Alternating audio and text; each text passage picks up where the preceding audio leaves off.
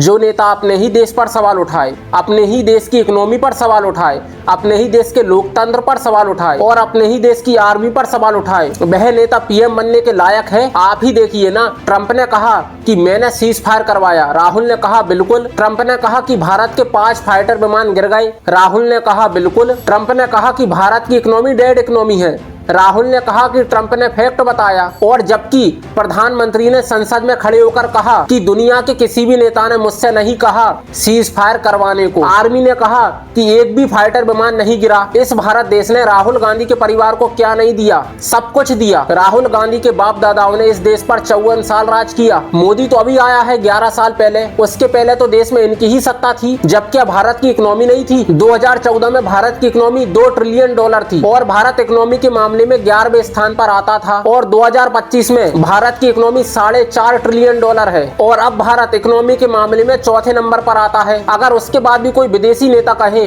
कि भारत की इकोनॉमी मर चुकी है, तो भारत की इकोनॉमी नहीं मरी, उस नेता का दिमाग मर चुका है। लेकिन सोचने वाली बात है, ट्रंप एक विदेशी नेता है। ट्रंप तो भारत पर दबाव बनाना चाहता है। ट्रंप को मालूम है कि भारत अगला चाइना बनने वाला है। अगर अभी भारत को नहीं दबाया तो बाद में नहीं दबा पाएंगे। लेकिन राहुल गांधी तो इसी देश का है ना, उसके बाद भी ट्रंप की हाँ में हाँ मिला रहा है। राहुल ने कभी ट्रंप से सबूत मांगे कि तुम्हारे पास क्या सबूत है भारत की इकोनॉमी डेड इकोनॉमी है?